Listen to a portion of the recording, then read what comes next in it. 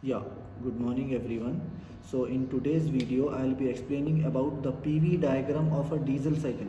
So many students have this doubt that how to write the description for the PV and T5 diagrams. They just remember the diagrams, but in the examination description for any particular cycle will be asked, that is petrol cycle, diesel cycle and all that.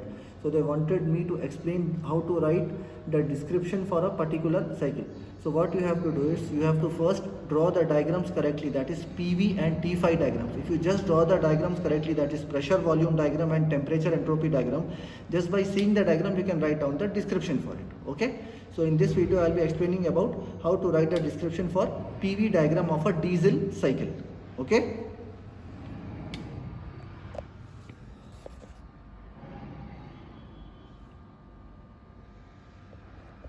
Yeah, so as you can see that this is the diagram of, this is the PV diagram, that is the pressure volume diagram for a diesel cycle. So this you have to memorize it.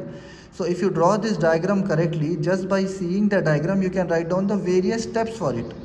So just have a look here. So this is the pressure, this is the volume. Pressure is on the y-axis whereas volume is on the x-axis.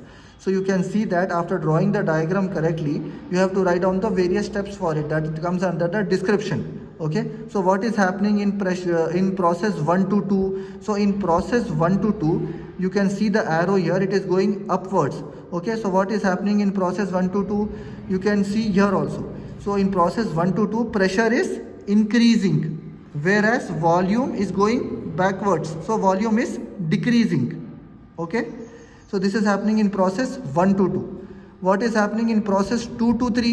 In process 2 to 3 you can see this arrow is this side and volume is also tending this side. So volume is increasing whereas pressure remains constant. Coming to process 3 to 4. So in process 3 to 4, what is happening? Arrow is coming in the downward direction. Okay. So it means that pressure is decreasing whereas volume is increasing. It is going towards right. So volume is increasing.